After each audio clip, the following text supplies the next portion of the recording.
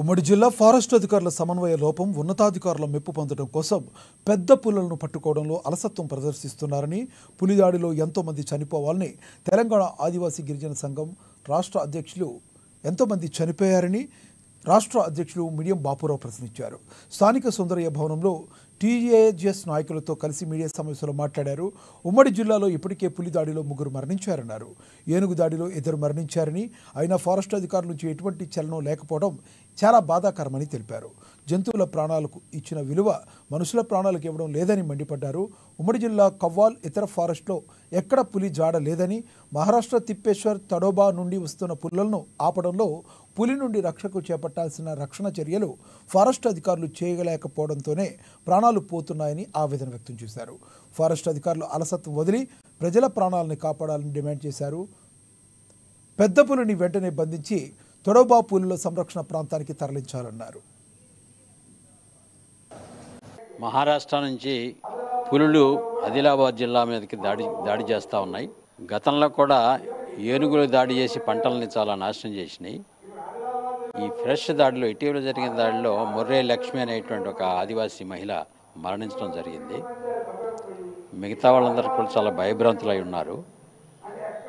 ప్రభుత్వం దీని మీద రక్షణ చర్యలు, ఆ పుల్లి రాకుండా వాటి రక్షణ చర్యలు తీసుకోవాల్సిన అవసరం ఉంది. దాని గురించి తీసుకోవట్లేదు. ఇప్పుడు ఆదివాసీ గిరిజన సంఘంగా మా డిమాండ్ ఏమిటంటే, ఇప్పుడు చనిపోయినటువంటి మహిళకి 20 లక్షల రూపాయల దాకా కంపెన్సేషన్ ఇవ్వాలి. ఇది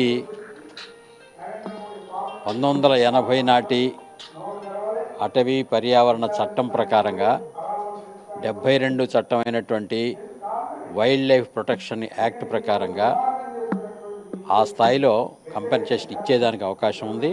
ఈ మేరకు కేంద్ర ప్రభుత్వం నుంచి లక్షల కోట్ల రూపాయలు పంటల్ని కాపాడడానికి, చనిపోయిన వాళ్ళకి కంపెన్సేషన్ ఇవ్వడానికి రాష్ట్ర ప్రభుత్వానికి వస్తున్నాయి డబ్బులు.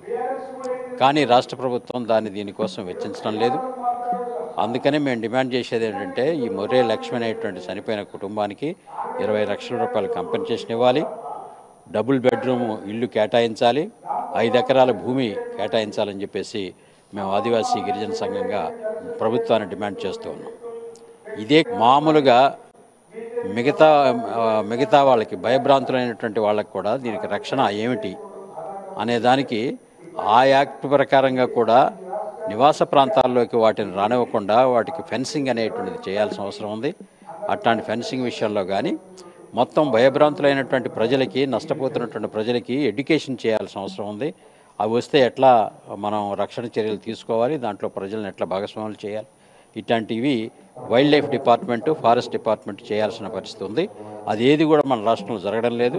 ఆ రకంగా ప్రజల్ని వాళ్ళకి ఎడ్యుకేట్ చేయడం ద్వారా వాళ్ళ ధైర్యంగా ఈ దాడుల నుంచి రక్షణ పొందేదానికి అవకాశం కల్పించాలని కూడా మేము ప్రభుత్వం